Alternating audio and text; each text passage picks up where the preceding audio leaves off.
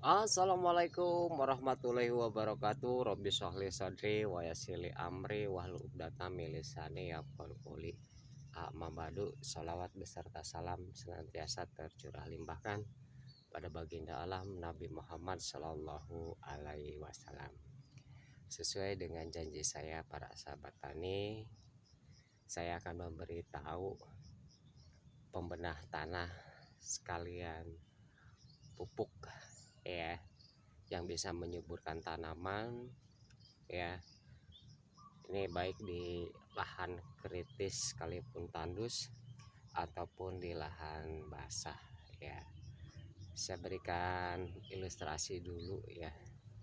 Nah, uji coba saya, ya, nih pada tanaman kopi, ya. Lihat, ya. Ini sangat subur sekali, ya. Lihat, daunnya saja seperti ini, ya, para sahabat tani, ya. Nah, ini menunjukkan bahwa hasil dari fermentasi pupuk organik yang saya buat dan sekaligus pembenah tanah. Kemudian kelebihannya, para sahabat tani, walaupun di titik kritis kemarau yang kepanjangan di musim hujan juga, ini tanaman cabai ini gak pernah rontok, ya, para sahabat tani, ya. Bahkan dia produktif. Ini satu batang, ya. Jadi bagaimana untuk menumbuhkan banyak batang dan subur? Jadi tanahnya itu selalu ditimbun, para sahabat tani, ya, dengan limbah pupuk organik pembenah tanah, ya.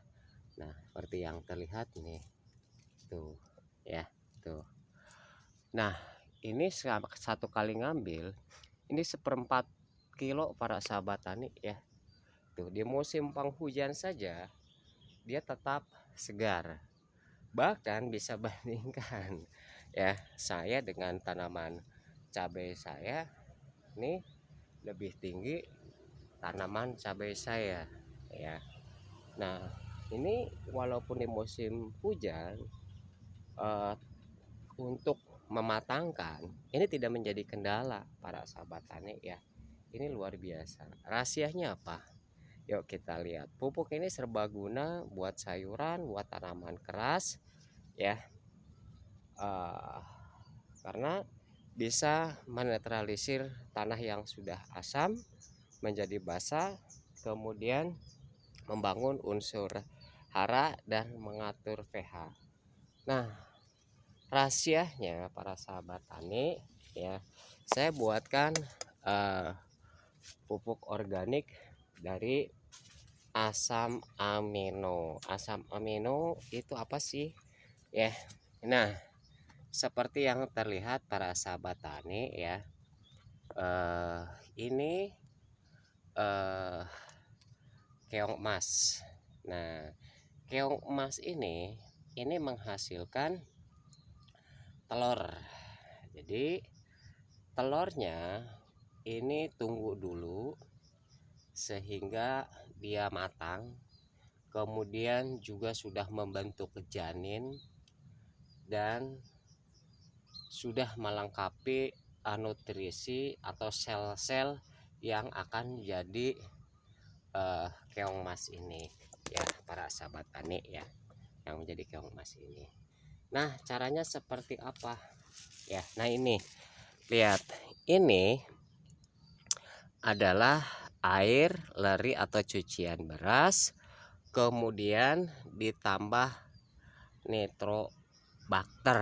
Nitrobakter itu bisa ngambil dari sawah lumpur. Kemudian limbah rumah tangga, sayur, ya, kemudian nasi basi, ya, kemudian caranya mudah. Keong ini gak perlu dihancurkan ketika ada isinya seperti ini, para sahabat tani, tapi dia masukkan ke sini, ya, bersama telur-telurnya, kemudian kasih garam, ya, kemudian kasih garam. Nah, untuk membuat apa? untuk mematikan dan menghancurkan keong-keong ini ya. Nah, nanti saya akan bongkar nih ya. Nah, kemudian apabila para sahabat tani ada limbah-limbah sayur di kebun atau di rumah tangga, masukkan saja ke sini ya. Tuh, kalau saya ini limbah sayur, batang, akar, tanahnya masukkan ke sini sekaligus nitrobakternya. Dan apabila ada ikan ya atau pala-pala ikan bekas bersihin, itu masukkan ke sini ya para sahabat tani. Sehingga nutrisinya lengkap ya. Tuh, contoh ya. Nah, kita bongkar ya. Nah,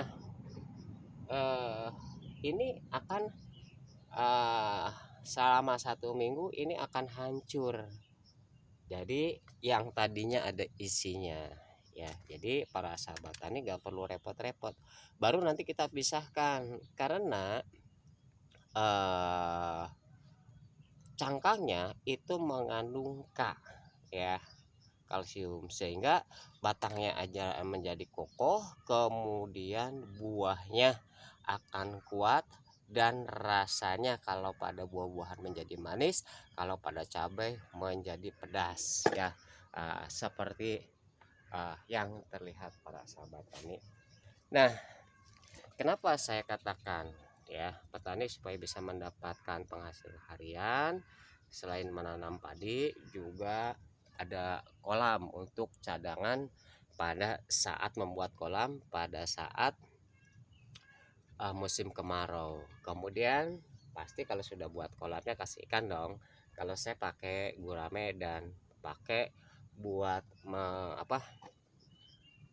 mengaduk lumpur itu kasih Jairnila, karena Jairnila itu ketika mau beranak di bawahnya itu dia membuat sarang yang halus sekali. Nah, kalau saya ambil dari kolam yaitu ikan ya, sebagian dimakan, sebagian dibuat pupuk. Nah, ini ya.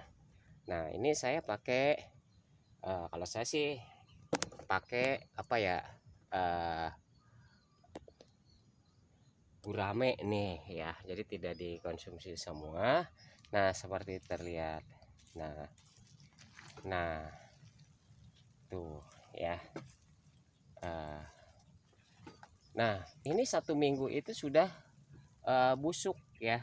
Nah, ini yang akan menghasilkan mikroorganisme lokal ya, karena kita campur dengan lumpur sawah nitrobakter, sehingga hasilnya seperti ini. Nah, ini kan anyir ya para sahabat tani. Nah, kalau sudah gini kita hancurin ya. Tuh, si ikannya diaduk aja tuh ya.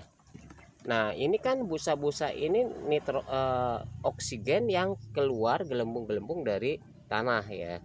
Para sahabat tani boleh dari drum seperti ini. Kalau saya lebih cenderung menggunakan drum dari logam ya. Karena apa? Karena supaya hasilnya mengandung unsur kandungan Fe dari logam tersebut. Nah, seperti ini ya para sahabat tani ya. Jadi nggak perlu repot, nggak perlu memiliki mesin pecacah, cukup sangat sederhana. Tuh, batang, daun itu akan menjadi hancur dan tumbuh mikroorganisme lokal atau molnya. Nah, seperti ini. Nah, jadi keong emas yang sudah mati itu akan mengambang para sahabat tani ya. Kemudian para sahabat tani karena sudah kosong ya. Nah, seperti ini baru kita tumbuk ya para sahabat tani ya. Nah, tumbuk, kemudian keong yang sudah mau jadi karena sudah membentuk sel-sel yang akan jadi keong, kita satukan ya. Oke, seperti ini ya. Kemudian para sahabat tani kan mudah kalau tidak ada isinya lagi. Nah, ini ditumbuk seperti ini ya para sahabat tani ya. Tuh, Hmm.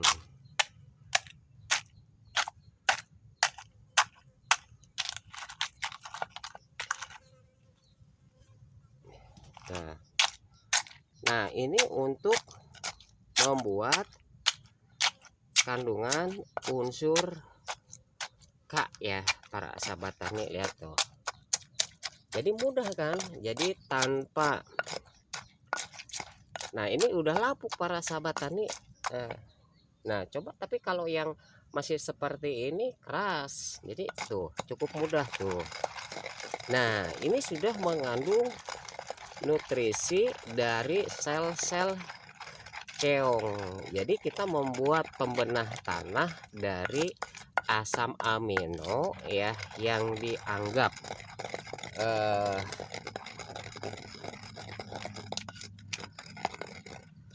gulma, ternyata sangat luar biasa. Karena begini para sahabat tani ya, karena makanan keong itu pasti mencari tanaman atau tumbuhan yang bagus ya. Pertama dia makan, kemudian dia untuk menempelkan sarangnya, telurnya ya. Nah itu kan di situ sudah terjadi calon bakal keong ya, yang sudah membentuk sel-sel yang luar biasa, sehingga dipakai buat pembenah tanah dan dipakai pupuk. Itu luar biasa. Caranya bisa disiramkan ya, atau dikocor atau disemprot ya. Kemudian ya 10 mili dengan 10 liter air ya para sahabat tani ya. Namun nanti kita evaluasi hasilnya seperti apa. Jadi tidak ada yang standarisasi kalau pupuk organik ini, dan tidak akan membahayakan pada tanaman para sahabat tani. Nah kalau sudah jadi seperti ini para sahabat tani ya, tuh. Nah tuh, dia kan jadi warnanya hitam, kemudian ke golden ya. Nah baru kita campurkan. Nah seperti ini para sahabat tani ya. Nah